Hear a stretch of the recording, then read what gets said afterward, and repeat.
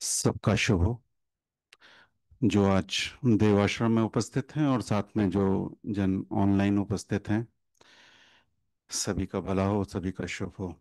आज जो विशेष उद्देश्य से लेकर हम किसी भी साधन के लिए जुड़ते हैं कि मेरी आंतरिक अवस्था पहले से बेहतर हो सके, सभी की ये आकांक्षा रहती है, चाहे वो श्रोता हो चाहे वक्ता हो। क्योंकि भगवान की शिक्षा में हमें ये बात समझ में आती है कि मेरा मुख्य विकास आंतरिक विकास है। बाहरी विकास तो हमें दिखता है, लेकिन आंतरिक विकास हमारे मन को शांति देता है, हमारे जीवन को और खुशनुमा बनाता है। अगर आप बाहर से आ रहे हैं तो बाहर का मौसम और यहाँ के मौसम में फर्क है, टेम्परेचर में फर्क है। तो शरीर को महसूस होता है कि बाहर गर्मी है और हॉल में क्या है, ठंडक है। ये तो शरीर को महसूस हो रहा है, लेकिन जो मन की अवस्था है उसमें भी अगर आप महसूस करें तो जो बाहर है और जब अंदर आ जाते हैं तो मन की अवस्था में भी हमें फर्क महसूस होता है। तो ये दो चीजें सदा हमारे साथ चल रही हैं, एक मेरा शरीर और मेरी एक आत्मा, जिसे आंतरिक अवस्था हम कह सकते हैं। बाहर की खुराक शरीर के लिए हम खाते ही हैं, भोजन करते हैं, सब कुछ जो शरीर के लिए बेहतर है हम यूज करते हैं। लेकिन आत्मा की खुराक, उसको भी हर पल हम अपनी अपनी समझ के अनुसार लेते हैं। और खास तौर से वो विशेष दिन, वो हफ्ते में एक बार हो चाहे दो बार हो, जब हम किसी सत्संग साधन में आते हैं, शामिल होते हैं, या किसी सोशल मीडिया के माध्यम से सुन रहे होते हैं, चाहे वो छोटी सी रील हो चाहे यूट्यूब का कोई एक घंटे का संदेश हो। जब भी हम उसे बिल्कुल ध्यान पूर्वक सुन रहे होते हैं तो वो भी हमारी आंतरिक अवस्था में परिवर्तन करता है। लेकिन बस उस समय में ध्यान यही रखना होता है कि उस समय मेरा ध्यान उसी बात पे हो कि मैं किस लिए सुन रहा हूं, मैं शरीर के लिए सुन रहा हूं कि आत्मा के लिए। क्योंकि मैं जिस तरफ फोकस करूंगा वो वैसा ही विकास देगा। अगर मेरा फोकस सिर्फ टाइम पास है तो वो टाइम पास करके निकल जाएगा। लेकिन अगर लगेगा कि हाँ, इस पल में मैं अपने आत्मा का विकास कर रहा हूं, तो वो मेरे आत्मा का विकास करेगा। और उसका असर तब दिखता है जब मैं उस अनुभव को, उस विकास को अपने व्यवहार में प्रदर्शित करता हूं। यानी उस एक घंटे बाद या उस आधे घंटे बाद या उस 2 मिनट के बाद अगर मेरा व्यवहार बदल रहा है, यानी मेरी आंतरिक अवस्था बदल गई है, तो उस पर अगर मेरा फोकस है कि मेरी आंतरिक अवस्था क्या है और मेरी बाहरी अवस्था क्या है। क्योंकि जो जीवन में सच्चा सुख मिलता है, निरंतर सुख मिलता है, वो मेरी आंतरिक अवस्था के लिए मिलता है। और जो क्षणिक मिलता है वो मेरी बाहरी अवस्था के लिए मिलता है। जैसे कोई भोजन मैंने खाया, कुछ स्वाद मिला तो वो क्षणिक था, तो वो कुछ क्षणों के बाद खत्म हो जाता है। लेकिन मेरा किसी के प्रति स्नेह दे देना, प्रेम दे देना, उससे कुछ अ, ऐसे शब्दों में बात कर देना जो उसके जीवन में उत्साह पैदा कर दे, तो वो मेरे को आंतरिक सुख देता है, वो निरंतर होता है।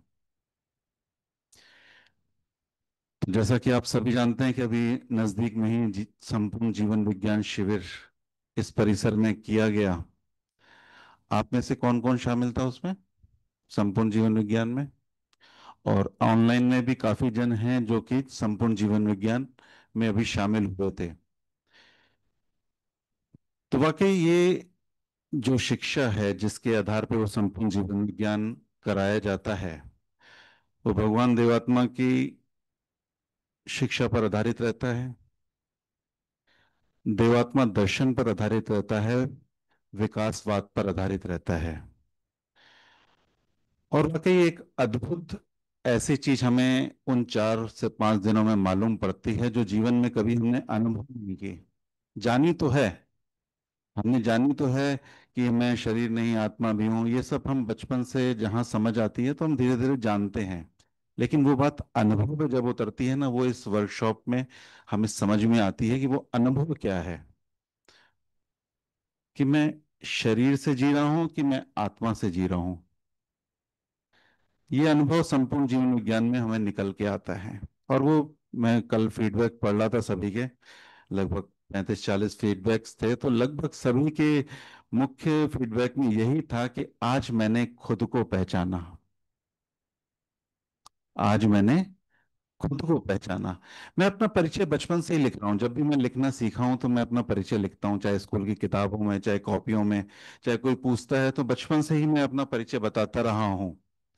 लेकिन उम्र के उस दौर पे जब मैं जीवन में ये संपूर्ण जीवन विज्ञान करता हूँ, उस दिन पहली बार मेरे को मालूम पड़ता है कि मैं कौन हूँ। सिर्फ इस परिचय से ही मेरा जो दृष्टिकोण बदलता है वो मुख्य रहता है। कि जीवन में दृश्य तो वही चल रहे हैं जो तो पूरी दुनिया देख रही है।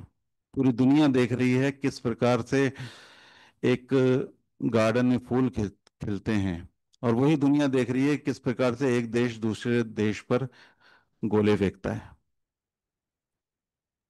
वही दुनिया देखती है कि एक माँ अपने बच्चे को प्यार कर रही है, और वही दुनिया देखती है कि कोई किसी से इतनी नफरत कर रहा है कि उसको मार देता है।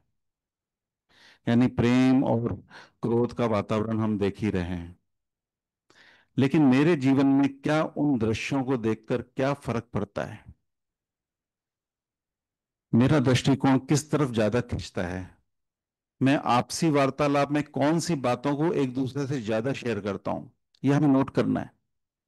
कि अधिकतर मैंने देखा है कि मैं उन बातों को ज्यादा शेयर करता हूं जहां आक्रोश है, जहां दुख है।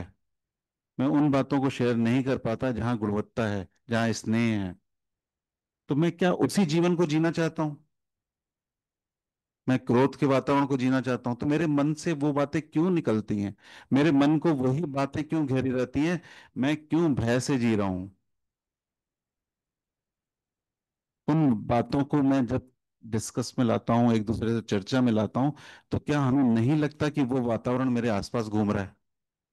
वो भय का वातावरण, हमें उससे निकलना है। ये भय का वातावरण, वो शरीर जो उससे भयभीत होता है ना, वो है कि उसे लगता है कि ये क्या हो रहा है, आने वाले दिनों में मेरा सुख कहाँ मिलेगा मुझे। तभी ये शिक्षा और ज्यादा काम आती है कि मैं अपने आंतरिक जीवन को जीऊं जो सदा अपने शुभ के लिए जीता है, और जो शरीर है वो सुख के लिए जीता है। ये सुख और शुभ का अंतर हमें संपूर्ण जीवन विज्ञान में स्पष्ट रूप से देखने को मिलता है, और मैं जांच पाता हूं। मैं खुद के जीवन को जांच पाता हूं कि मैं कहाँ खड़ा हूं। ये धरती जो मेरे को एक प्लेटफॉर्म मिली है अपने विकास के लिए, इस विकास का सही अर्थ मेरे तक नहीं पहुंचा। विकास का सही अर्थ मेरे तक नहीं पहुंचा। मैंने उन सुविधाओं को इकट्ठा करना शुरू कर दिया, उन चीजों को इकट्ठा करना शुरू कर दिया जो टेम्परेरी थी। लेकिन ये एक मौका है।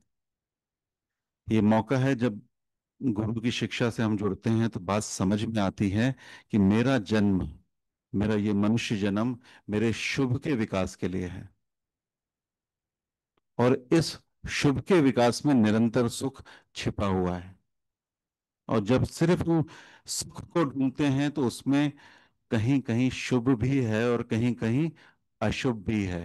और वो अशुभ ही है, वो अशुभ ही है जो मुझे भय में डालता है, जो मुझे दुख देता है।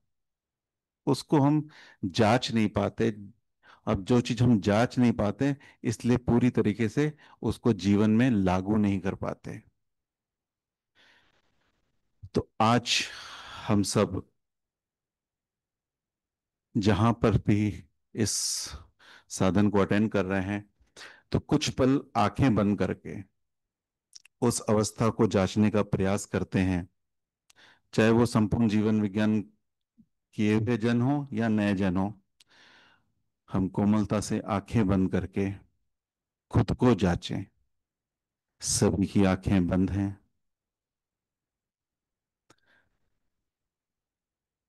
मेरा मेरे से ही पहला प्रश्न है, मैं कौन हूं?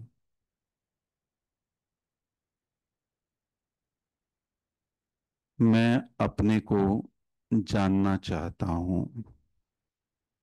मैं कौन हूं? पहला जवाब मेरे नाम के रूप में आता है। जो भी मेरा नाम है, मैं पुनः उस प्रश्न को दोहराता हूं अपने लिए, मैं कौन हूं। फिर मेरे परिचय में मेरे किरदार, मैं किसी का पिता हूं, मैं किसी का पुत्र हूं, मैं किसी का पति हूं। अगर मैं स्त्री हूं तो मैं किसी की माँ, किसी की बहन, किसी की पुत्री। जो भी मेरे किरदार रहे हैं वो भी मेरा परिचय है। और फिर मैं पुनः अपने से पूछता हूं, मैं कौन हूं। ये जो भी परिचय अभी तक आ रहे हैं वो मेरे शरीर के परिचय हैं। लेकिन जो सुखी हो रहा है, जो दुखी हो रहा है, जो भयभीत हो रहा है, जो आनंदित हो रहा है, वो इनसे परे, जो मुख्य है, हमें उस तक पहुंचना है।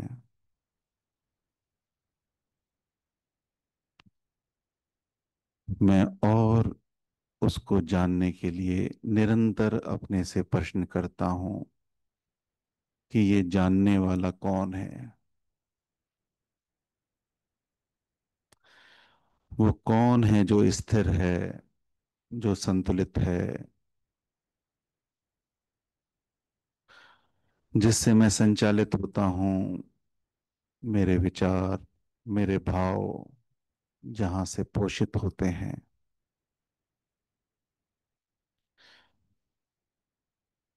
जो मेरे उम्र के साथ बदल नहीं रहा था, वो अपने अनुभव पे स्थापित हो रहा था।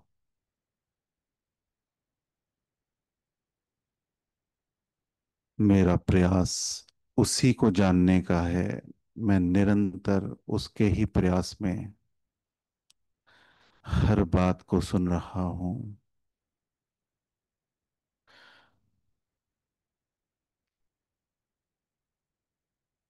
मैं उसी का विकास चाह रहा हूँ जो निरंतर सुख चाह रहा है।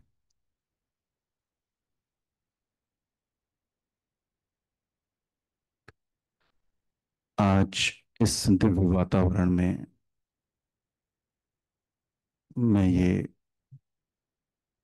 सभी सहकारी जनों, सहकारी शक्तियों,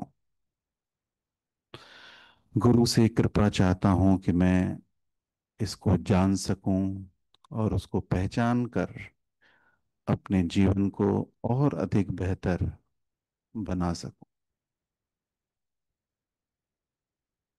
शुभ। शुभ। सभी आंखें खोलते हैं।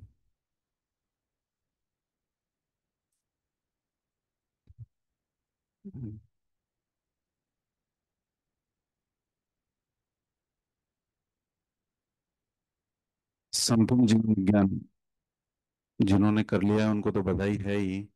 साथ में आने वाले दिनों में जो मौके आएंगे, तो अपने जीवन में जितनी जल्दी हम इस बात को जान लें उतना बेहतर है। क्योंकि कहते हैं ना कि शिक्षा जीवन के लिए बहुत जरूरी है, कि हमारी समझ उसके बाद खुलती है। अशिक्षित इंसान और शिक्षित इंसान में फर्क दिख जाता है। तो ये तो एक अवस्था हो गई शरीर की, कि शरीर में ज्ञान मिल गया तो उसकी एक अवस्था बदल गई। इसी प्रकार एक आत्मा की समझ जो है ये आध्यात्मिक ज्ञान है, जिसको हम जितना जल्दी जान लें उससे हमारा जो जीवन है, जो मनुष्य जीवन है, वो और ज्यादा विकसित हो सकता है। उसकी संभावनाएं जो असीम हैं, इस जीवन की असीम संभावनाएं हैं, उसको हम पा सकते हैं। और जो कुदरत की रिक्वायरमेंट है, मतलब नेचर क्या चाहता है, नेचर एक मेरे अंदर से क्या चाह रहा है, जब तक हम पूरी शिक्षा को जान नहीं लेंगे तब तक हम अपने अस्तित्व को देख ही नहीं पाएंगे। मेरा जीवन तो एक छोटे से घर में, परिवार के 4 लोगों में खत्म हो जाता है, कि मेरा जीवन काहे के लिए, इस परिवार की रक्षा के लिए। लेकिन नहीं, जितना हम गहराई से समझते जाएंगे कि पूरा नेचर मेरे को मदद कर रहा है, पूरी कुदरत है मेरे को मदद कर रही है, मैं पल पल कुदरत की सहायता से ही चल रहा हूं। जब मैं कुदरत की सहायता से चल रहा हूं तो मेरा भी अस्तित्व कहीं ना कहीं उसके उपयोग में आए, मेरे को हर पल ध्यान होना चाहिए। अगर मैं परिवार के 4 सदस्यों से चल रहा होता तो चलता कि आप उन 4 सदस्यों के लिए अपना जीवन यापन कर दो। आप उस घर जो आपका 700 स्क्वायर फीट, 1000,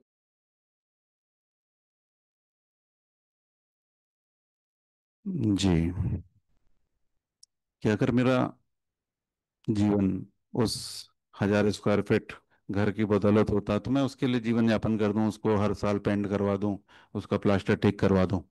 लेकिन नहीं, मेरा जीवन पूरे चारों जगतों के ऊपर निर्भर करता है। पशु जगत पहले शुरू होता है भौतिक जगत से, फिर वनस्पति जगत, फिर पशु जगत, और फिर मनुष्य जगत। मेरा अस्तित्व उन सब के बिना नहीं है।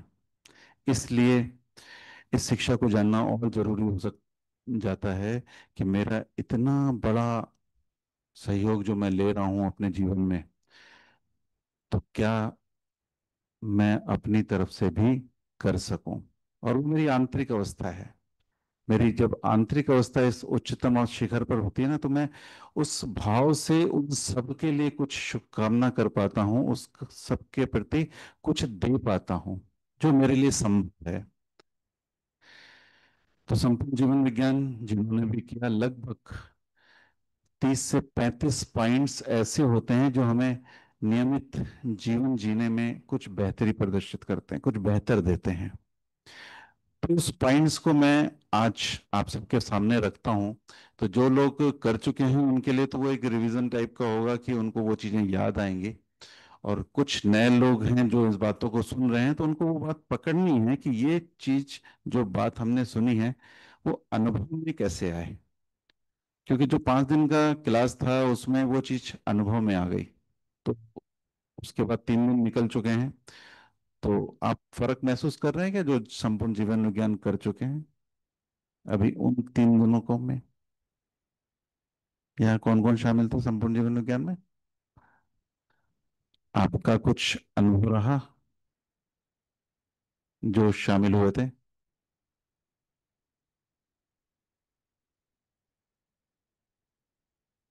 हम्म। एक शुभ हो। शुभ। हाँ। पहले से हम सुकून की अवस्था में आ जाते हैं कि जो मन में और माइंड में बेचैनी परेशानी चलती रहती है, और जो भी समस्याएं आती हैं तो उसे आसानी से निकलने का रास्ता मिलता है।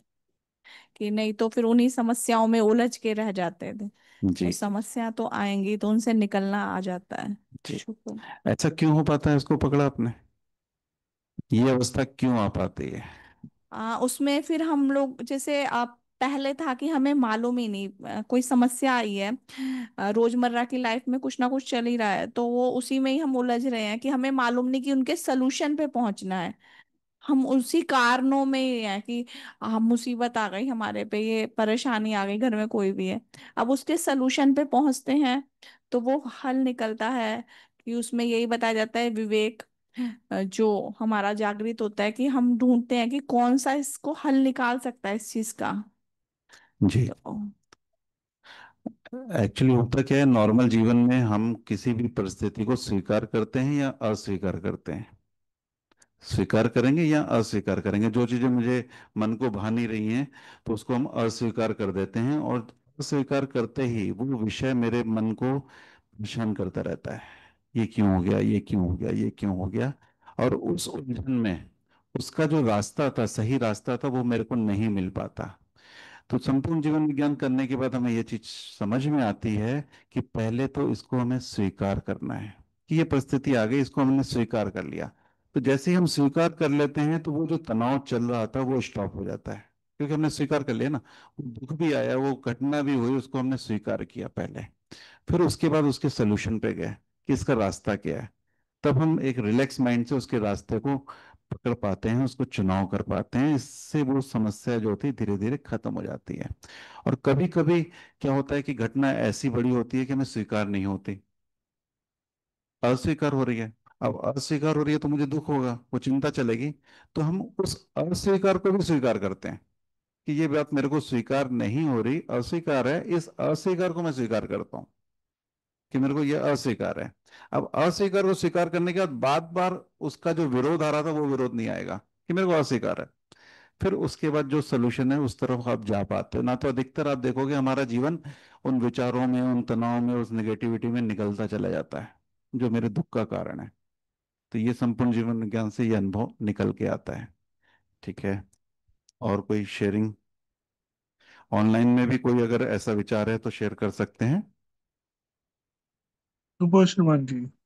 श्रीमान जी। जी, मुझे एक क्वेश्चन है कि अभी आपने कहा ना कि अगर अस्वीकार को भी हम स्वीकार कर लेते हैं तो वो चिंता वो बंद हो जाती है जो मन में चलती है। तो क्वेश्चन ये है कि अस्वीकार को हम स्वीकार के कैसे करें। हाँ, ये क्वेश्चन आंसर का सत्र हम कल सवेरे करते हैं आपके प्रश्न को।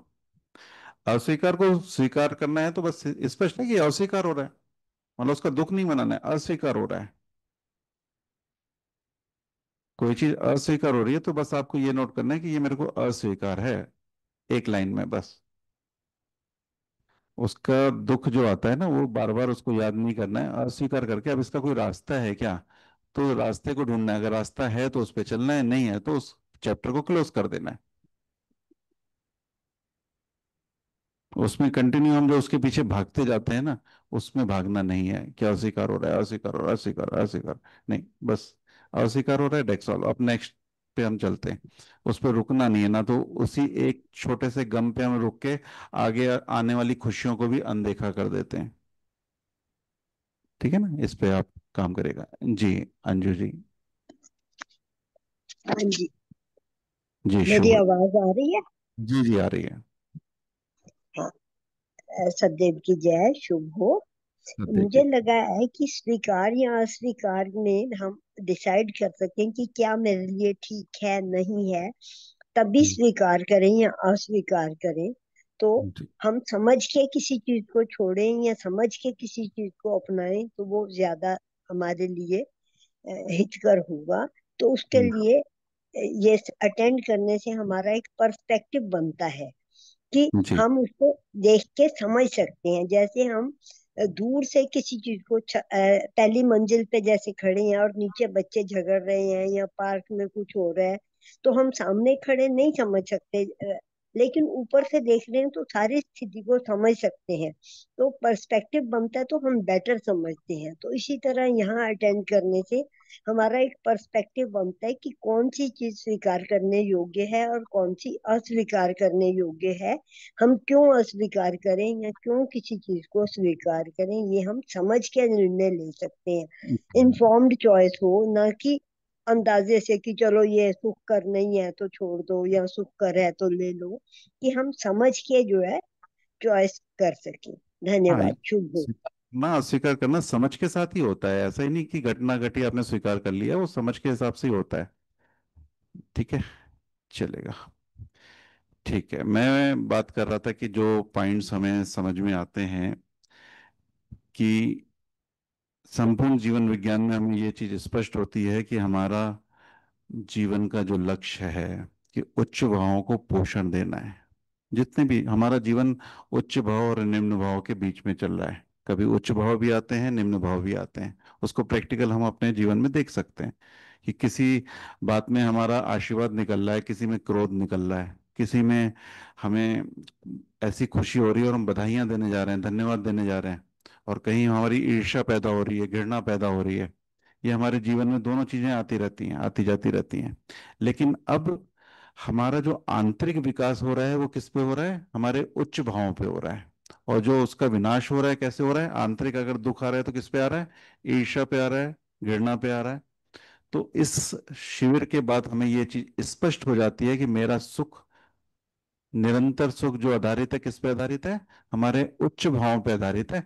अब जो हमारे इतने सालों का पैटर्न हमें मिल चुका है, जो मान्यताएं बन चुकी हैं, जो हमारी आदत में आ चुका है, घृणा करना, ईर्ष्या करना, क्रोध करना, उस पे जब हम फोकस करते हैं, ध्यान रखते हैं, तो धीरे धीरे हम उन बातों को पकड़ पाते हैं कि इस जगह मेरी ईर्ष्या आ गई, इस जगह मेरी घृणा आ गई।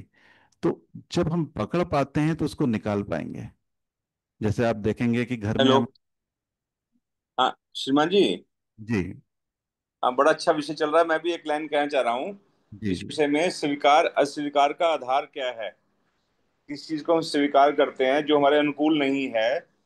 संपूर्ण जीव विज्ञान में ये बहुत हाईलाइट होके बात आई थी कि हम भावों से चलते हैं और दो किस्म के भाव हैं।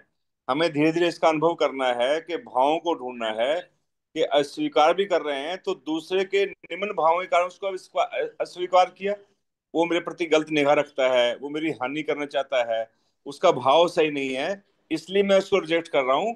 ये ढूंढने वाली बात है। या मेरा अपना निम्न भाव है, मेरा अपना स्वार्थ पूरा नहीं हो रहा, मेरी ईर्ष्या के अनुसार सेट नहीं बैठ रहा, मेरे द्वेष का भाव काम कर रहा है, मेरा अहंकार आड़े आ रहा है। तो अस्वीकार करने का भी किसी परिस्थिति को दो भाव हो सकते हैं। निम्न भाव मेरे भी हो सकते हैं, सामने वाले हो सकते हैं। इसलिए अगर मैंने दूसरे के भावों को मद्देनजर अस्वीकार किया तो उसको नफरत से नहीं करना है, शुभ कामनाओं के द्वारा नेचर के नियमों के हवाले करना है कि कुदरत उस अपना फैसला करेगी, कुदरत उसको अपना रास्ता दिखाएगी। हे भगवान उसको सद्बुद्धि दे, ये कह के अस्वीकार करना है कि मैं उस गलत बात का साथ नहीं दे सकता। लेकिन अगर मेरे अपने निम्न भाव आ रहे हैं, तो जो हम बार बार आत्मबल की बात कर रहे थे, मेरा आत्मबल घटेगा उसको। तो अस्वीकार करने का आधार बहुत भावों पर आधारित होना चाहिए कि कौन से भाव हैं, किसके भाव हैं। उसका आत्मचिंतन, आत्मनिरीक्षण बहुत जरूरी है। ये भी हमें कहीं ना कहीं प्रेरणा मिली थी संपूर्ण जीव विज्ञान से कि भावों की पकड़ करनी है, अपने के भी दूसरों के भी। जी। शुभ होगा। आप सबके लिए गुड न्यूज़ भी है कि आने वाले दिनों में ऑनलाइन भी रहेगा ये संपूर्ण जीवन विज्ञान। तो उसको हम दोबारा से चिंतन करेंगे और उसको सब समझने का प्रयास करेंगे। और ये संपूर्ण जीवन विज्ञान में एक विशेषता ये है कि इसमें सवाल जवाब के माध्यम से हम आगे बढ़ते हैं। यानी कोई भी बात ऐसा नहीं है कि आपको मान लेनी है, उसको जांचनी है, आपको अपने अनुभव पर उसको चेक करना है कि मेरे अनुभव पे वो बात कहाँ सपोर्ट कर रही है। और फिर अगर कोई प्रश्न निकल रहा है तो सभी के साथ, मतलब जो यहाँ सभी जन हैं, वक्ता है, सब कुछ है, तो उनके सामने उन विषयों को शेयर करना है जिससे वो समाधान निकल सके। तो ऐसे ही ये स्वीकार अस्वीकार गहरा विषय है, इस पर चर्चा की जा सकती है। वो श्रीमान जी, मैं भी थोड़ा सा बताना चाहती हूँ इसके बारे में। मेरे जी साथ ही ऐसे कुछ कुछ दिन पहले ऐसी घटना घटी थी, जैसे अभी श्रीमान अमृत जी ने बताया। तो जब मैंने अपने भाव को चेक किया, मैं 1 घंटा तो थोड़ा सा परेशान रही। फिर वो उसके बाद मैंने अपने भावों को चेक किया, और जैसे भावों को चेक किया तो मैंने पाया कि मेरे अंदर ईगो है। इस ईगो ने मतलब मेरे को ज्यादा परेशान कर दिया है। और जैसे ही मैंने उस ईगो को त्यागा, और जैसे श्रीमान जी ने कहा कि मंगल कामना करके हालांकि वो बहुत ज्यादा गलत थे, वो तो बहुत ही ज्यादा गलत थे सामने वाले। लेकिन उसके बावजूद मतलब मेरे को ये आ गया कि अब तो मतलब इस पार या उस पार ऐसा टाइम हो गया। मतलब बहुत सारे पौधे उखाड़ दिए किसी ने, बड़े इतने पाले हुए। तो थोड़ा विचलित हो गई थी मैं। जी फिर जी बाद में ऐसा लगा कि कहीं ना कहीं अगर मैं विचलित हो रही हूँ तो ईगो भी कहीं ना कहीं उसके बीच में है। नुकसान तो हुआ है, परेशानी भी हुई है। तो फिर हम्म जैसे ही मैंने शुभकामना की, और वैसे ही मेरा मेरा वो सारा सब कुछ जैसे श्रीमान जी ने कहा ना, उनके हवाले कर दो प्रार्थना करके। तो वो मैंने वो प्रेयर करके जैसे ही हवाले किया, तो अभी तक वो आज 5-6 दिन हो गए घटना को, लेकिन मेरे को अभी तक उस घटना ने तंग नहीं किया। जी जी मैं अब भी शुभकामना कर पा रही हूँ। जी बढ़िया। हाँ जी, सदैव की जय श्रीमान जी। जी अ, सब देखें। जैसे श्रीमान नवनीत जी ने बताया कि वो उन्होंने संबंधों का वो रेफरेंस कॉन्टेक्स्ट में बताया, स्वीकार स्वीकार के दूसरे के जो भाव हैं और अपने भावों का एनालिसिस करके। एक और इसका स्वीकार या स्वीकार करने का एक और पर्सपेक्टिव है। जैसे कोई दुर्घटना हो जाती है किसी के साथ, तो वो उस सिचुएशन को वो स्वीकार करता है या नहीं स्वीकार करता है, उसके ऊपर बहुत डिपेंड करता है। अगर उस घटना को, दुर्घटना को वो ये मन में ये सोचता रहेगा कि मैं क्यों हुई और मेरे साथ ही क्यों हुई, उसको लेके उसी चीज की अगर वो ताने बाने में उलझा रहेगा तो वो दुखी रहेगा। तो इसकी वो बहुत अच्छी एग्जाम्पल है, वो बात पहले मैंने बताई थी। वो शिवम अग्रवाल था। शिवम पूरवाल एक लड़का था जिसकी बचपन से ही कुछ जो उंगलियां जुड़ी हुई थी, और इससे मतलब पैरालिसिस का, लेग्स था पैरालिसिस वो था। तो और बहुत सारी उसके साथ बचपन से ही थी। तो उसने उस चीज को स्वीकार कर लिया कि ये चीज हो गई, अब जो भी थी मेरे को मिला, लेकिन मेरे को उसने आगे बढ़ना है। तो और वो आईआईटी से या कहीं से उसने बीटेक भी किया, and he settle very well in life despite all the odds which he had to face. उसने उन सब सिचुएशंस को एक्सेप्ट कर लिया। इसीलिए उसने एक वो शिवम पूरवाल की काफी फेमस जी। टैगलाइन है कि हम्म। अपना किया जो तूने अपने आप को, तेरे सितारे यूं ही चमक जाएंगे। जी जी। सर को देख उम्मीद किसी की, तेरे हर सवेरे रोशन हो जाएंगे। मतलब जी। उसकी ये टैगलाइन में दो चीजें उसने वो की। एक तो एक्सेप्टेंस वाली जो हम बात कर रहे हैं, कि जो सिचुएशन है उसको एक्सेप्ट कर लिया और आगे बढ़ने का उसने सोचा। दूसरा जी। उसने किया कि दूसरों के लिए अगर हम कुछ काम करते हैं, उससे और बढ़ के दूसरों के लिए अगर हम किसी काम आते हैं, किसी के लिए उम्मीद की चिराग रोशनी बनते हैं, तो हमारा हर दिन जो है वो शुभ हो जाएगा, या हमें जो हम निरंतर खुशी की बात करते हैं कि वो जी। खुशी हमें प्रदान करेगा।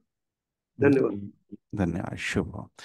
ठीक है, बढ़िया। इसमें श्रीमान जी, आपका ये जो टॉपिक है, इसी पे काफी चर्चा हो सकती है, ताकि जी काफी समस्याएं हल हो सकती हैं लोगों की। इसमें जी। एक और डिवीजन करने वाला है जो मुझे समझ में आता है, कि हम ये देखें कि जो घटना हो रही है, जो बात हो गई है, या सामने जो भी जिसके लेके हम विचलित हैं, वो रिवर्सिबल है या इरिवर्सिबल है। जैसे एक घटना बताई दी गई थी कि पानी का बर्फ बन गई, और बर्फ फिर पानी बन गई, रिवर्स हो गया।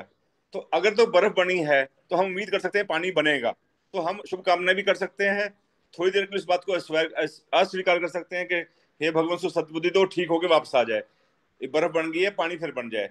लेकिन हम्म। अगर वो दूध है और फट गया है, तो उसमें भगवान भी कुछ नहीं कर सकते, सहायक शक्तियां कुछ नहीं कर सकती, उसको स्वीकार करने में ही समझदारी है। तो कई बार जी। हम ऐसी चीजों में अटक जाते हैं जो कि रिवर्स नहीं हो सकती। जैसे मुंह से शब्द निकल गया है, उसके लिए माफी तो कोई मांग सकता है, लेकिन शब्द वापस हम्म। नहीं जा सकता। तो हम जी ये जी। तो कामना कर सकते हैं, उसको भगवान सद्बुद्धि दो, इसके लिए क्षमा याचना कर ले, और इसके लिए वो, हम फिर भी पकड़े रहते हैं कि सॉरी से क्या होगा, इसके मतलब हम उस चीज को रिवर्स करना चाह रहे हैं, और रिवर्स वो हो नहीं सकती। तो इसलिए हमें देखना पड़ेगा कि कोई भी चीज जो हमारे सामने है, वो प्रोसेस कौन सा है, रिवर्सिबल है, इरिवर्सिबल है। तो हम जो इरिवर्सिबल है, जो पीछे को नहीं आ सकती चीज, उसके लिए अटके रहेंगे, तो हमने दुख का कारण खुद ही ढूंढ लिया है, परेशानी का कारण में खुद ही है, इसका मतलब दूसरा नहीं है। तो ये भी हमें विचार करना चाहिए कि वो मुद्दा क्या है। और एक मुद्दा और है कि ये सारा इंटेलेक्चुअल दिमागी कलाबाजी का नुकसान भी है, जहां दिमाग, मानसिक शक्तियां, जो धारणा शक्ति है, तर्क शक्ति है, स्मरण शक्ति है, कल्पना शक्ति है, इस शक्तियों का विवेचना की थी, 8 शक्तियों की, ये मनुष्य आत्मा के लिए वरदान है।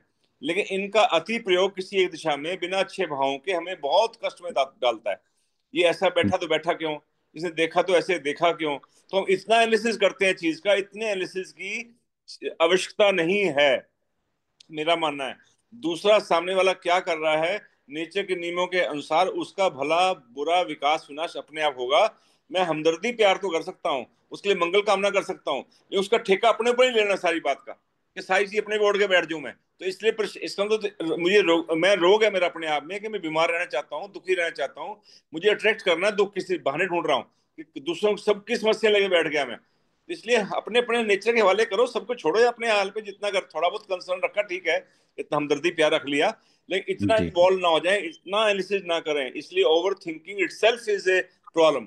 तो किसी हम्म। विषय को लेके ओवर थिंक करना, जरूर से ज्यादा सोचना भी अपने आप में प्रॉब्लम है। इस ओवर थिंकिंग से भी बचने के लिए भगवान से प्रार्थना करनी चाहिए, हे भगवान मेरी रक्षा करो, मैं फालतू में ना घुसा करूं चीजों के बीच में। शुभ जी हो। जी। शुभ हो।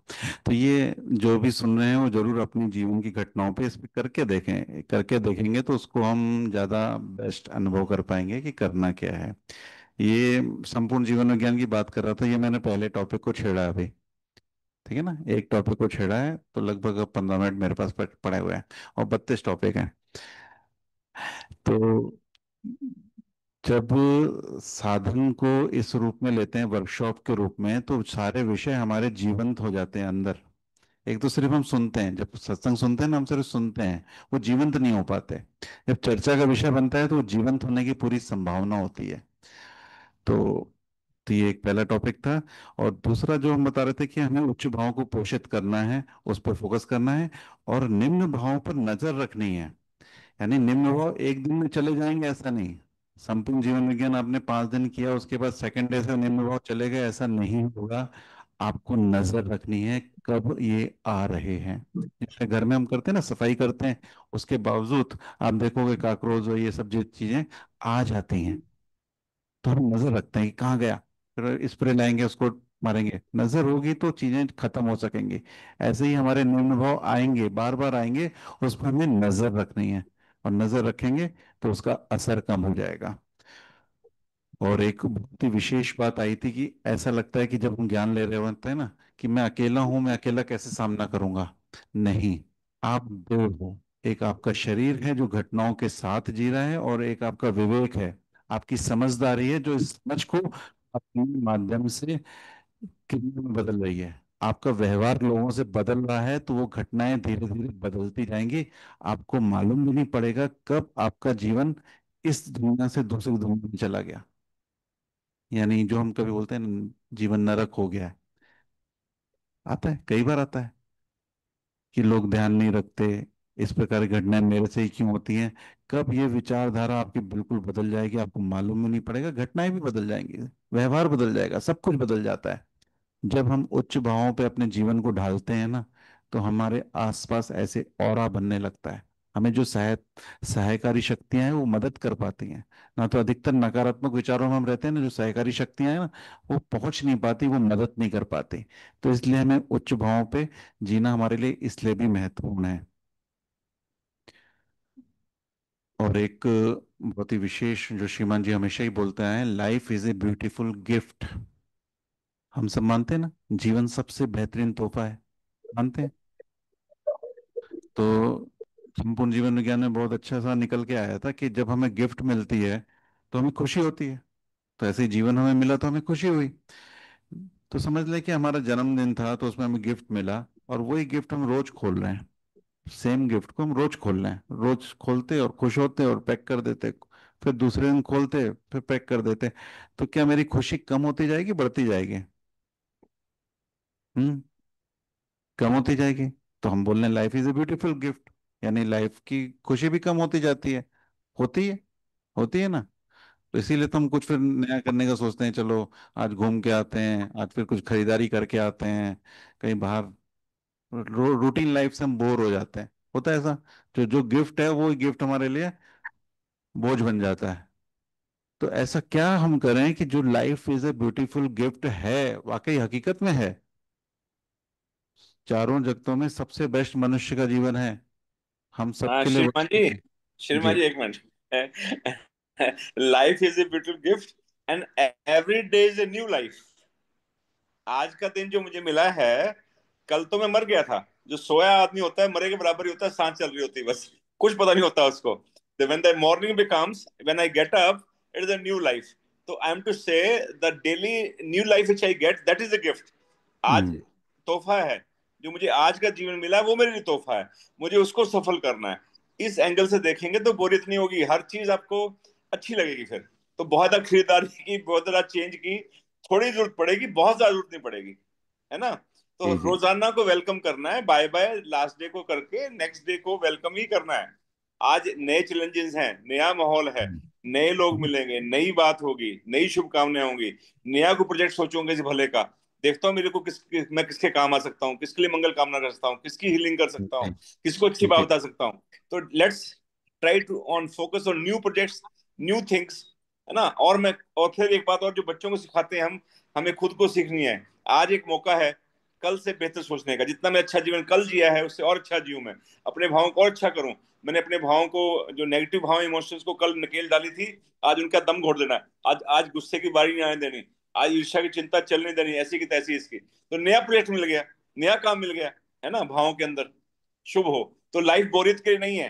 नहीं तो फिर डाउन जाते हैं तो इसकी वैल्यू कम होती जाएगी, बिल्कुल ही मरने को तैयार हो जाएंगे कि गिफ्ट को उठा के फेंक दो, फिर ये भाव बन जाएगा। तो लाइफ जो रोजाना मिल रही है, every day is a new gift. जी जी।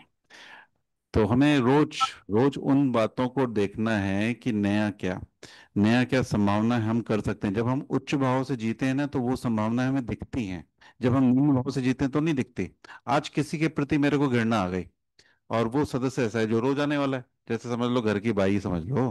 घर की बाई रोज आती है, आज उसने कुछ ऐसा कर दिया जिसके कारण मेरे को उससे कुड़न हो गई, या कुछ तो मैंने उसको डांट दिया, या आज नहीं आई तो कल फिर आने वाली है। तो कल आएगी तो दरवाजा खोलते ही मैं क्या बोलने वाली हूँ उससे? उससे घृणा व्यक्त करने वाली हूँ ना। जो भरा हुआ था कल से उसको निकालने वाली हूँ। लेकिन अब मैंने समझ लिया मेरे को तो उच्च भाव में जीना है। तो अब जब उच्च भाव से आपका रिएक्शन जाएगा ना, तो वो गिफ्ट समझ में आएगी कि ये गिफ्ट कैसे है। कि आपकी खुशी दूसरे को खुशी से भर दे। आपकी खुशी दूसरे को खुशी से भर दे। और जब दूसरा खुश होता है तो गिफ्ट होती है। अगर मैं स्वार्थी जीवन जी रहा हूं तो मेरी लाइफ गिफ्ट नहीं होगी। मैं नेचर में देख सकता हूँ कि अरे कल फूल तो छोटा सा खिला था, आज तो देखो कितना सुंदर दिख रहा है। कल आम था, कच्चा दिख रहा था, आज थोड़ा सा पक रहा है। ये कुछ दिन में और मीठा होता जा रहा है। आम खट्टे से मीठा होता है ना। यानी रोज वो आम अपने मिठास को पकड़ने के लिए चल रहा है। रोज आप कच्ची अमिया को ले लो, तो खट्टा लगेगा। ऐसे ही हमारा जीवन भी मिठास की तरफ बढ़े। नेचर में हर चीज मीठे होने के लिए तरफ जा रही है, आप देखोगे। कोई भी चीज यहाँ तो कड़वा भी हो रहा है, जैसे करेला कड़वा हो रहा है, लेकिन वो अपनी गुणवत्ता को बढ़ा रहा है। नीम कड़वा हो रहा है, लेकिन वो अपनी गुणवत्ता को बढ़ा रहा है। यानी आपका जीवन किसी के लिए कड़वा भी हो रहा है, तो वो सामने वाले की गुणवत्ता बढ़ाने के लिए हो रहा है। जैसे बच्चों को हम कभी कभी डांट देते हैं, तो क्यों डांटते हैं? हम कड़वे हुए बच्चे के लिए, लेकिन हम उसके विकास के लिए उसको डांट रहे हैं। यानी अगर मेरे से क्रोध भी निकल रहा है तो उसके पीछे भी कोई पॉजिटिव उद्देश्य होना चाहिए, कि मेरे क्रोध से भी कहीं अमृत बरसे, कहीं अमृत बने किसी का जीवन। तो ये नेचर का ही नियम है। हम नेचर का अभिन्न अंग हैं। हम नेचर के हिसाब से हमें चलना पड़ेगा। लेकिन क्योंकि हमें मानसिक बुद्धि बुद्धि मिली है, इस कारण से हम कल्पनाशील हो गए और कर्म स्वतंत्र हो गए। हम अपनी कल्पना के आधार पर पूरी दुनिया को बदलना चाहते हैं, अपने अनुसार पूरी दुनिया को चलाना चाहते हैं। मेरे को गर्मी लग रही, मेरे को एसी चाहिए। अपनी इच्छा अनुसार हमने दुनिया को कहां से कहां कर दिया। आज जो टेम्परेचर है, उसका कारण क्या नेचर है कि मनुष्य है? क्या लगता है आपको? मनुष्य है ना। तो यही है कारण कि हम अपने सुख की तलाश में पता नहीं कितना विनाश कर रहे हैं। अपने सुख के लिए दूसरों को दर्द दे रहे हैं, मनुष्य जगत को दर्द दे रहे हैं, वनस्पति जगत को दर्द दे रहे हैं, पशु जगत को दर्द दे रहे हैं, भौतिक जगत से हर चीज खींच ले रहे हैं। तो ये काफी चीजें हैं जिसके लिए हमें ध्यान देना है। तो लाइफ को ब्यूटीफुल गिफ्ट है ही। उसको उस आधार पे जीना है, उच्च भावों के आधार पे जीना है। जितना उच्च भावों पे रोज आप जाओगे, घटनाएं रोज सेम होंगी, लेकिन आपकी प्रतिक्रिया कल से बेहतर होती जाएगी। कल से बेहतर व्यवहार को तलाशोगे। तो कभी भी जो भी आपसे मिल रहा है ना, जब नेक्स्ट टाइम मिलेगा ना, वो उसको और बेहतर स्नेह मिला, तो कैसा हो रहा है? वो फिक्स नहीं हो रहा है। वो होश है, आज भाई साहब से फिर मिल के आते हैं, देखें कौन सी वो ऐसी बात हमें बताते हैं, कौन सी अच्छी बात बताते हैं। जैसे श्रीमान जी बात कर रहे थे ना, हम क्या बेहतर दे सकते हैं। हमारा प्रयास हमेशा यही हो कि आज मैं अपने संबंधियों को या अपने जो भी समाज के लोग हैं उसको और क्या बेहतर दूं, और क्या मेरे में अंदर आज आया है जिसको मैं बांट सकूं। और एक विशेष था जो पहले भी बताया, कि I am due to others. मेरा अहंकार ना बढ़े, मेरा पल पल, मेरा हर पल किसी न किसी पे निर्भर है। I am due to others. समस्याएं सिखाने आई हैं। हर समस्या, समस्या कोई है नहीं। सिर्फ उस समस्या की जो समाधान के लिए समझ की रिक्वायरमेंट थी ना, उस पे हमें जाना है। समस्या हमें कुछ सिखाने के लिए आती है, ये बात हमें स्पष्ट होनी चाहिए। तो हम जो समस्याओं से परेशान होते हैं ना, समस्याओं से परेशान नहीं होना। सिर्फ तलाशना है कि ये समस्या मेरे को क्या सिखाने आई है। और अगर वो सीखे हुए को सीख गया, तो वो समस्या अगली बार आने दो। फिर तो वो समस्या नहीं रही। बल्कि हो सकता है मेरे भाई बहन को वो समस्या आएगी तो मैं समाधान दे पाऊंगा, क्योंकि मेरे पास आई थी, मैंने सीख लिया था। तो मैं समाधानित हो जाता हूँ। सामने वाला सिखाने आया है, कोई भी सामने वाला प्रतिक्रिया आ रही है ना। जैसे बैट बॉल में हम लोग देखते हैं कि जब एक कोई बैटिंग सीख रहा होता है या बैट बॉल खेल रहा होता है, तो बॉलर कैसे बॉल देता है कि वो आसानी से खेल रहे, कि उसके लिए मुश्किल हो। बॉलिंग कैसी रहती है? बॉलिंग मुश्किल हो, कि जैसे बैट्समैन ज्यादा होशियार हो जाए, यानी अगर परिवार का सदस्य, समाज का कोई सदस्य मेरे को ऐसी चीज बोल रहा है जिससे मेरे को तकलीफ हो रही है, तो वो ट्रेनिंग है मेरी। मैं कितना मजबूत हो सकता हूँ, मैं अभी भी उच्च भावों पर आधारित अपने रिएक्शन दे सकता हूँ, मेरे को वो ट्रेनिंग का पार्ट है। तो इसलिए वो भी हमें समझना है। किसी के प्रति कल्पना पर आधारित जीवन ना जिए, यानी धारणा शक्ति। कभी कभी हम किसी के लिए धारणा कर लेते हैं ना, अरे वो तो है ही ऐसा, वो तो है ही ऐसा। संपूर्ण जीवन विज्ञान में बात निकली थी कि कोई अगर हमारे जीवन में ऐसा व्यक्ति है जो हमेशा मेरे को दुखी देता है, और एक दिन मौका लगा कि उसको एक बोर्ड दिखा संपूर्ण जीवन विज्ञान का, और वो 5 दिन का शिविर कर गया। और जब वापस घर में पहुंचा, अगर पहले जो उसका घर में था उपस्थित, तो वो तो उसी रूप में देखेगा कि वही आ गया, फिर मेरे को परेशान करेगा। लेकिन वो बाय द वे संपूर्ण जीवन विज्ञान करके आ रहा है, यानी उसके चीजों में बदलाव आ चुका है। लेकिन अगर पुराने रिएक्शन उसको जाएंगे, तो वो भी अपने पुराने रिएक्शन पे आ जाएगा। इसलिए हमेशा हमें अपनी धारणा को थोड़ा सा देखना है, उसको केयर करना है कि मैं मौका दूं कि काश ये बदल चुका हो हर पल। क्षमा देनी है, क्षमा मांगनी है, ये एक महत्वपूर्ण गुण है जो कि हमारे जीवन को स्थिरता बनाता है। कि हम जिन बातों में अगर क्षमा कर सकते हैं, उसमें हमें क्षमा देनी चाहिए। और जो बात ही अलग है तो उसमें फिर अलग नजरिया आ जाता है, लेकिन कम से कम छोटी मोटी बातें, उनमें हम क्षमा कर सकते हैं। विचारों की बड़बड़ से बचना है, हमारी वैचारिक जो बड़बड़ आती है ना, उससे हमें निकलना है, बचना है। और निगेटिव, कई निगेटिव थॉट्स होते हैं हमारे। नहीं, मुश्किल, कठिन, ये शब्द हमारे जीवन को रोकते हैं कि नहीं, ऐसा तो नहीं हो सकता। कोई अगर संपूर्ण जीवन विज्ञान करे और सब कुछ समझ जाए और घर जाके बोले नहीं, जो बताया गया वो नहीं हो सकता, तो वो कर पाएगा उस पर काम? पहले तो उसे लगेगा कि हाँ, काम की बात है, इसमें थोड़ा सा दुख मेरे को लेना पड़े, लेकिन बात तो काम की हो सकता है। अगर इस धरती में किसी दो जनों ने भी, एक जन ने भी उस जीवन को जिया है, तो मेरे लिए भी संभव है। तो पहले तो संभावनाओं को देखना है कि मैं संभवतः इस जीवन को जी सकती हूँ या जी सकता हूँ। कैसे करें, इस पे जाना है। कैसे करें, जो मेरी परिस्थितियां उसको कैसे डिजाइन करें जिससे इस बात को जिया जा सके। क्रिएटिव बनना है, मीठे शब्दों का इस्तेमाल करना है। खुशी ही है जिसकी तलाश है सभी को, पर टेम्परेरी वाली खुशी नहीं। जी, संपूर्ण जीवन विज्ञान में ये बात स्पष्ट हुई थी कि प्रत्येक मनुष्य सुख चाहता है, और वो सुख ही नहीं चाहता, निरंतर सुख चाहता है। निरंतर सुख, आप अपने को चेक कर लीजिएगा, आप जो भी कर रहे हैं उसके पीछे उद्देश्य सुख ही है। अगर आप किसी को गुस्सा भी कर रहे हैं ना, तो उसमें भी आप सुख चाह रहे हैं कि मेरे को गुस्सा करके सुख मिलेगा, मैं गुस्सा नहीं करूंगा, रात भर सोचता रहूंगा, इसलिए गुस्सा कर दो। तो यानी हर क्रिया हमारी सुख के लिए हो रही है। मैं कुछ भी कर रहा हूँ, आप चेक करना। कभी भी बोलते हैं मैं बस बच्चों के लिए तो जी रहा हूँ, मैं अपने सुख के लिए कहाँ सोचता हूँ, बच्चों के लिए तो हूँ, बच्चों के सुख के लिए ही जी रहा हूँ। लेकिन बच्चों के सुख में आपको अपना सुख दिखता है, इसलिए वो काम हो रहा है। आप माता पिता की सेवा कर रहे हो, माता पिता की सेवा में ही मेरा सुख है, तो उनके सुख में आपका सुख जुड़ा हुआ है। लास्ट तो आपको अपने सुख की है ना। लेकिन वो और ज्यादा बेहतर जीवन हो जाता है जब दूसरे के सुख में आपको सुख दिखने लगता है। कई अनाथ आश्रम में सेवाएं कर रहे हैं, आप बोलोगे देखो कितना कष्ट ले रहा है, दिन भर लगा रहता है अनाथ आश्रम में, लेकिन उस उनके अनाथ बच्चों के सुख में उसका सुख छुपा हुआ है, इसलिए वो कर पा रहा है। कोई मंदिरों की सीढ़ियां ही साफ करता रहता है, 200 सीढ़ी, 500 सीढ़ी, आप बोलते हैं देखो क्या कर रहा है, कितना दुखी हो रहा है सेवा में। उस सेवा में उसका सुख जुड़ा हुआ है, काम तो वो अपने सुख के लिए ही कर रहा है। तो हर कोई अपने सुख के लिए ही कार्य कर रहा है, उसको समझना है। लेकिन वो निरंतर सुख की चाहत हमेशा रहती है उस मनुष्य की।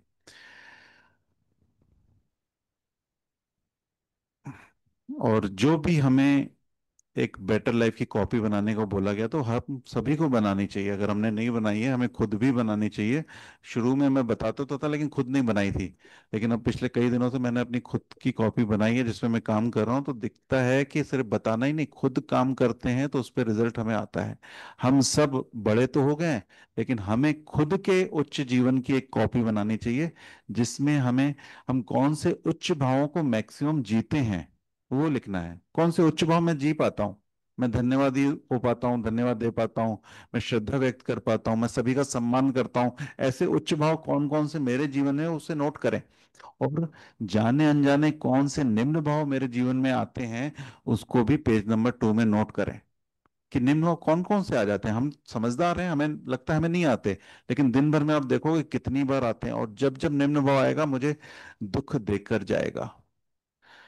तो हमें अपनी कॉपी पे काम करना है, और धीरे धीरे अब इसी क्लासेस को हम ऑनलाइन चालू करेंगे, क्योंकि कई बार होता है कि हम इन विषयों को नहीं जुड़ पाते, दिन कोई अलग हो सकता है, लेकिन आप सब उसमें जुड़िएगा कि हम अपने पर कुछ जांच रख सकें इस चर्चा के माध्यम से। तो आज का समय पूर्ण हो गया है, तो जो भी इसका पार्ट बचा है उसको हम आगे कभी करेंगे। तो आज जो भी शिक्षा हमें गुरु के माध्यम से मिल रही है, कितनी अद्भुत बात है कि भगवान देवात्मा ने ये शिक्षा इतने सालों पहले बनाई है, और किसके लिए बनाई है?